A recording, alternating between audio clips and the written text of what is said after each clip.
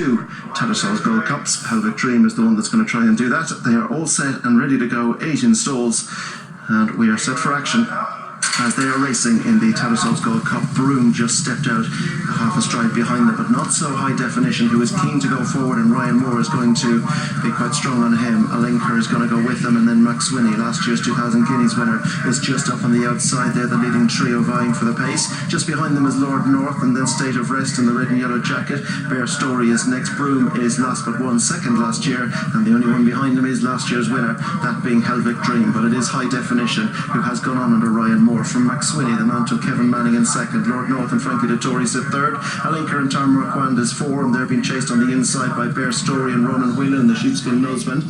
Chase tracking Lord North, then towards the outside of State of Rest and Shane Cross, bidding to win this 4th top level contest in 4 different countries, being followed by Broom and Wayne Lorden, who's towards the outside of Helvetic Dream and Colin Keane, as they now begin to make their way on towards the highest point in the 6 furlong pole. High definition is rolling away in front here. He's gone 3 clear from Max Swinney, Alenquer, and then Lord North. State of Rest is just towards the outside. They're being chased by Bear Story. Helvetic Dream's improving now to relegate the back spot to Broom. Now they begin to descend and make their way down past the 5, and it's high definition still being kept. The momentum going forward from Max Swinney in second. Alenquer just towards this one's outside. Then Lord North, who sits 4. State of Rest is just on his outside. Bear Story has last year's 1-2. Broom and Helvetic Dream behind. They begin now to swing towards the turn into the straight with just over 3 to race. High definition. Max Swinney goes in pursuit. Alenquer is third. Then Lord North. State of Rest sits 5. Then Bear Story and Broom and Helvetic Dream have it all to do.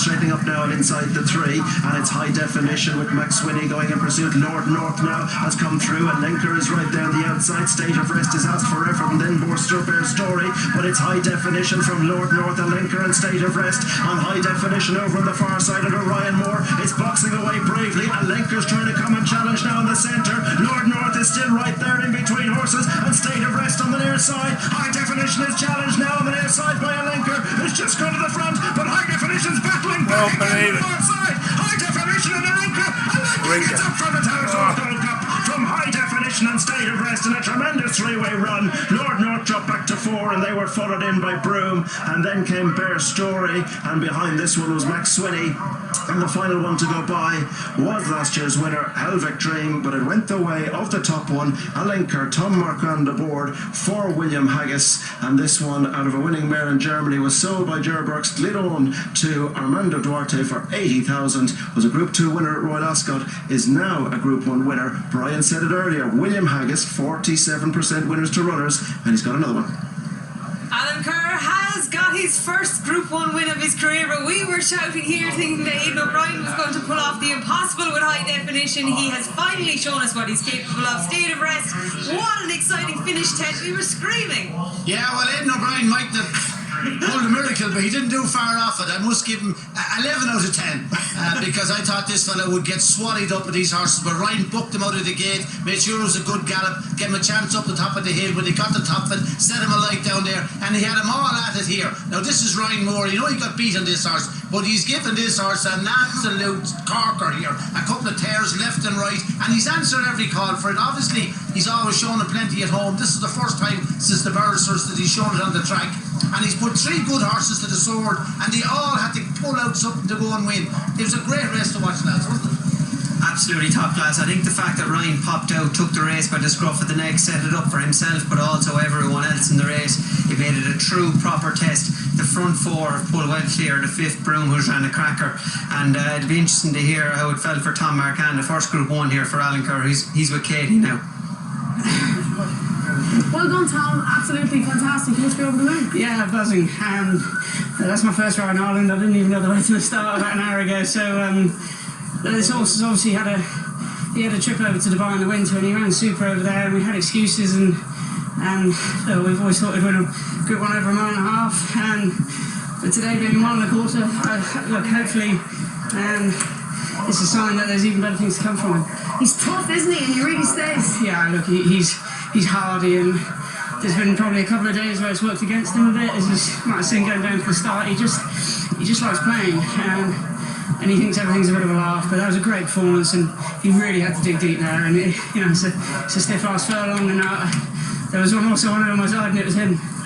Were you happy everywhere? Because Ryan booked out with a really good gallop from the get-go. Was there ever a stage you thought, I just mightn't get here? No, to be honest, I was always really happy. Like when Kevin bumped in front of me, I was pleased because, you know, because he's a playful horse. It's great when you can get him racing, and knowing that there was something there that was capable of taking me at least to the 2 was great. And look, he had a set 2 with Frankie's horse, and I think there was only on one side he was going to come out of that.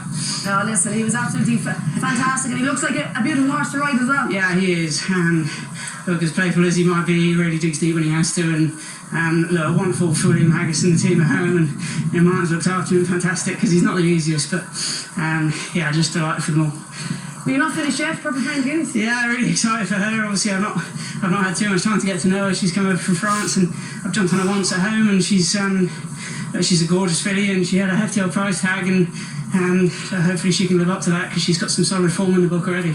Well, sure, it's great. First ride in Ireland, first ride in Curragh, right a Group 1 winner. It's pretty special. Yeah, it's amazing. Hopefully it can't only get downhill, but you never know with the filly. Well, listen, fantastic, and the best of luck around. Cheers. Thank you. A true Tom Marquand, and you can see him there go second upsides Lord North. The overhead cam is a really good show of that, but they have to go and get high definition. State of rest down the outside. Max Sweeney and Bear Story in the back of your shot. It's a great asset to have this. It is, yes, and we're talking about Frankie Dettori pre-race, how good a rider he has been and still is. Tom Marquand is the coming force, very good tactical ride. He was very aware that Frankie was going inside of Max Sweeney. He kicked down outside Max Sweeney to try and keep Frankie in. Now Frankie got out, but he did get bumped about a bit, and Tom kept him tight. Very, very good tactical ride. Ryan Moore, nearly a masterclass from front, but Tom Marquand was fantastic there. Probably